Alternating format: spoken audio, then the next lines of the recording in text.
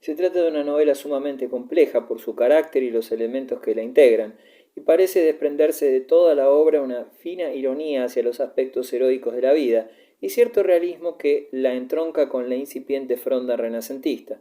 ¿Acaso el inmortal autor del Quijote la tuvo presente en más de una ocasión, calificándola además de tesoro de contento y mina de pasatiempos, y declarando con notoria hipérbole que, por su estilo, es el mejor libro del mundo? Rubio Igliuch afirma que su autor quiso hacer gala de estilista y de imitar a los autores de la antigüedad o del Renacimiento italiano. Literatura de viajes. Los siglos del gótico son también los de una eficaz y notoria expansión de los horizontes geográficos. Las cruzadas y otras expediciones, las misiones, el afán de peregrinar abrieron caminos y despertaron el interés por los viajes, y se diría que en esta época se inicia la composición de las primeras guías turísticas. Ruy González de Clavijo, camarero de Enrique III de Castilla, formó parte de una embajada que este monarca envió al Gran Tamerlán, de donde regresó en 1406, redactando una narración de su viaje y describiendo las ciudades que recorrieron: Rodas, Constantinopla, Teherán, Samarcanda, citando sus monumentos más notables y los distintos personajes con quienes trataron. En la corte de Tamerlán fueron agasajados con todo género de festejos, en los cuales se bebía en abundancia vino y leche cortada de yegua. Describe Clavijo banquetes fantásticos en que se devoran caballos y carneros asados, bajo tiendas de campaña enormes, armadas sobre 12 árboles cada una.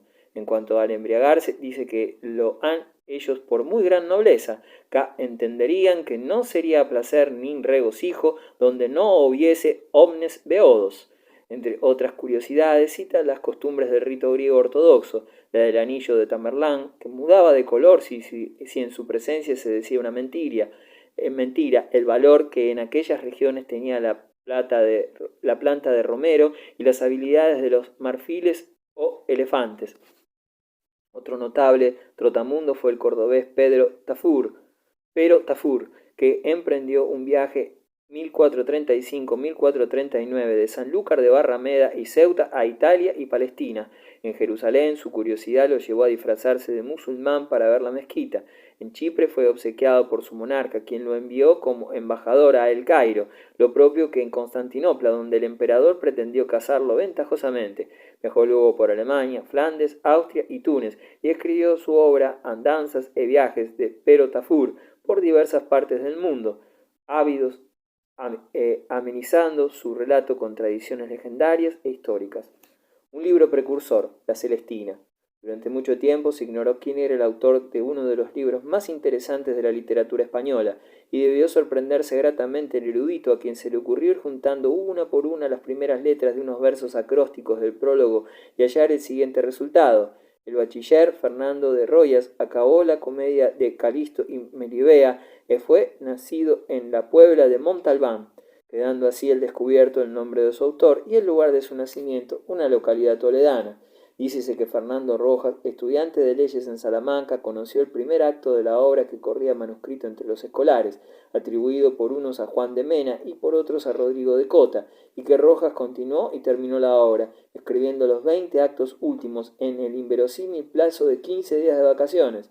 Es increíble que en solo 2 semanas pudiera redactarse obra tan perfecta y meditada como la Celestina, y menos por un estudiante, en quien no se puede suponer la abundancia de conocimientos y de lectura, de tiempo y de reposo precisos para tal composición.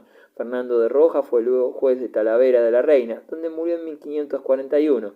No obstante, algunos le niegan la paternidad de la obra. Se le ha dado el título de la Celestina, nombre de una vieja alcahueta, coprotagonista de la obra, tipo humano ya iniciado en la literatura española con la Trotaconventos del Arcipreste de Hita y rematado en la Doña Brígida del Tenorio de Zorrilla. Se trata de una comadre hechicera que sabe muchos oficios, asiste a todos los lugares, se asoma a todas las puertas, conoce a todos y todos la conocen. Los amantes impetuosos y apasionados como Calixto suelen caer en sus redes. El propio autor en sus argumentos expone así el asunto de la obra.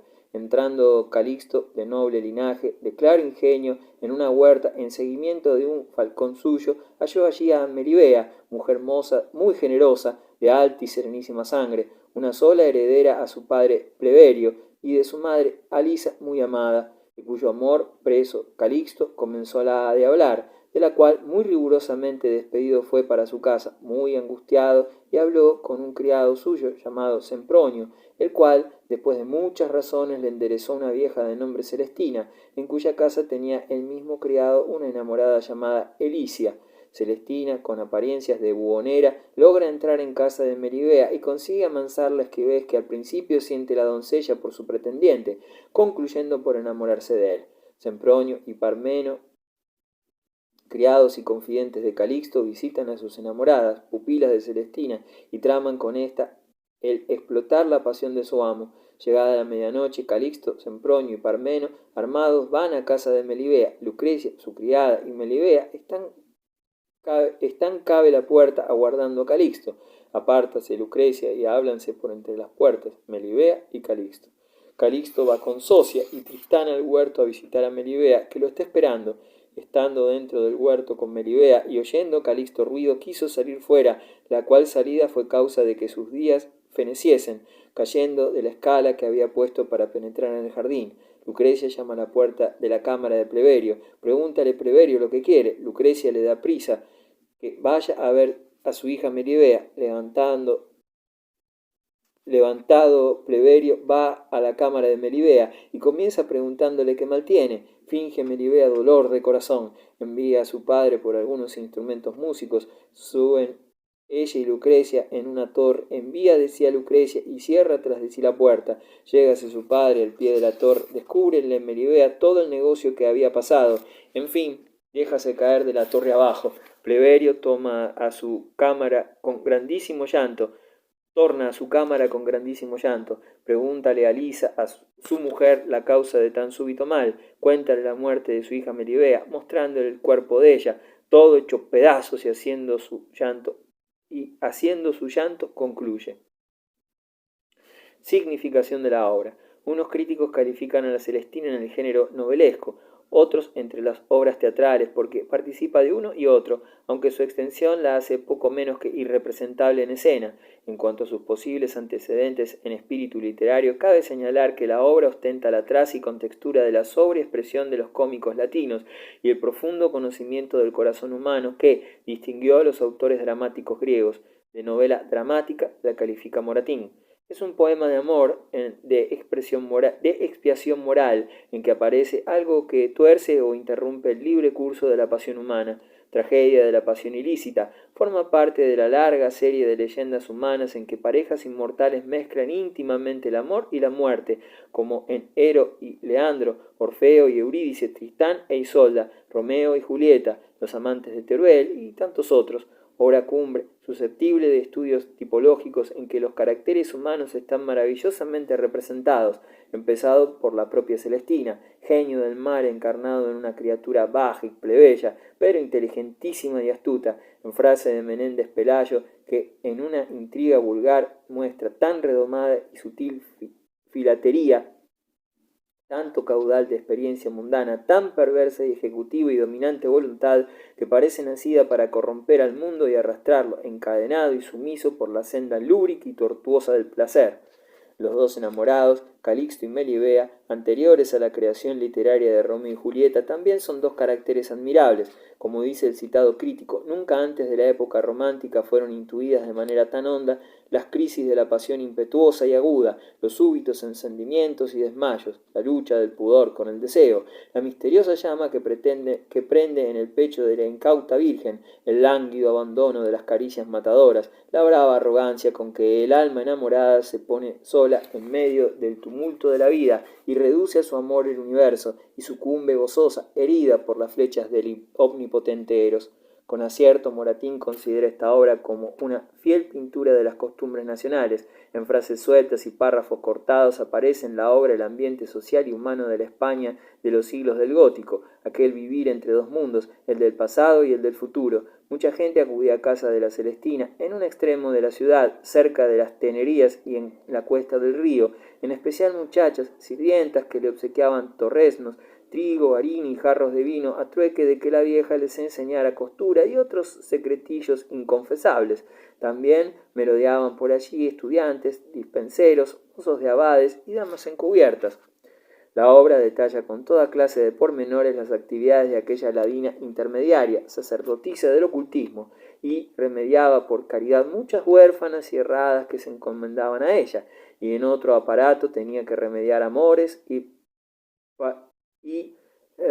amores y para hacer querer bien. Tenía huesos de corazón de ciervo, lengua de víbora, cabezas de codornices, sesos de asno, tela de caballo, martillo de niño, haba morisca, guija marina, soga de horcado, flor de hiedra, espina de erizo, pie de texón, granos de lecho, la piedra del Nilo de águila e otras 1000 cosas. Venían a ella muchos hombres y mujeres, a unos demandaba el pan lo mordían, a otros de su ropa, a otros de sus cabellos, a otros pintaban en la palma letras con azafrán, a otros con bermellón, a otros daba unos corazones de cera llenos de agujas quebradas, en otras cosas en barro o en plomo hechas, muy espantables al ver. Pintaba figuras, decía palabras en tierra. ¿Quién te podrá decir lo que esta vieja hacía? Todo era burla y mentira. Con crudo realismo describe las relaciones entre señoras y sirvientas, las humillaciones y malos tratos a que éstas se veían sometidas y los pretextos de que las amas se valían para expulsarlas del hogar. Mayormente de estas señoras que ahora se usan, gástase con ellas lo mejor del tiempo, con una saya rota de las que ellas desechaban pagan servicio de 10 años. Denostadas, maltratadas las traen, continuos o juzgadas, que hablar delante de ellas no osan, y cuando ven cerca el tiempo de la obligación de casarlas, levántenle un caramillo que se echan con el moco o con el hijo, pídenle celos del marido, que meten hombres a casa, o que hurtó la taca, o perdió el anillo, dándoles un ciento de azotes, y échanles la puerta afuera, las altas en la cabeza, diciendo, allá irás, ladrona, puta, no destruirás mi casa e honra. Así que esperan galardón, sacan baldón, esperan salir casadas, salen amenguadas, esperan vestidos y joyas de boda, salen desnudas y denostadas. Estos son sus premios, estos son sus beneficios e pagos, oblíganse a darles marido, quítanle el vestido. La mejor honra que en sus casas tienen es andar hechas callejeras, de dueñas en dueña, con sus mensajes a cuesta. Nunca oyen su nombre propio de la boca de ellas, sino puta acá, puta allá. ¿A dónde vas, tiñosa? ¿Qué hiciste, bellaca? ¿Por qué comiste esto, golosa? ¿Cómo fregaste la sartén, puerca? ¿Por qué no limpiaste el manto, sucia? ¿Cómo dijiste eso, necia? ¿Quién perdió el plato, desaliñada? ¿Cómo faltó el paño de manos, ladrona? A tu rufián le habrás dado. Ven acá, mala mujer. La gallina abada no parece, pues búscala presto, si no en la primera blanca de tu soldada la contaré. Tras esto 1000 chapinazos, pellizcos, palos y acotes. No hay quien las sepa contestar, no quien pueda sufrirlas. Su placer es dar voces, su gloria reñir. De lo mejor hecho menos contentamiento muestran. Por esto, madre, he querido más vivir en mi pequeña casa, exenta señora, que no en sus ricos palacios, sojuzgada y cautiva. La influencia clásica grecolatina, nervio literario del Renacimiento, aparece patente en las citas del discurso de Melibea, momentos antes de precipitarse de la torre abajo, en que trata de justificar su muerte y el dolor que va a causar a sus familiares, y caso que por mí morir a mis queridos padres sus días disminuyesen. ¿Quién duda que no haya habido otros más crueles contra sus padres? Burcia, rey de Bitinia, sin ninguna razón, no aquejándole pena como a mí, mató a su propio padre. Ptolomeo, rey de Egipto, a su padre, madre y hermanos en mujer, por gozar de una manceba. Orestes, a su madre Clitemnestra. El cruel emperador Nero, su madre Agripina, por solo su placer le hizo matar. Estos son dignos de culpa, estos son verdaderos parricidas, que no yo, que con mi pena, con mi muerte, purgo la culpa de que su dolor se me puede poner. Otros muchos crueles que mataron hijos y hermanos, debajo de cuyos yerros el mío no parecerá grande. Filipo, rey de Macedonia, Herodes, rey de Judea, Constantino, emperador de Roma, Laodice, reina de Capadocia, Emedea, la nigromantesa, todos estos mataron hijos queridos y amados sin ninguna razón, quedando sus personas a salvo. Finalmente me ocurre aquella gran crueldad de Partes, rey de los partos, que porque no quedarse sucesor después de él, mató a Orode, su viejo padre y su único hijo, y tenía 30 hermanos suyos.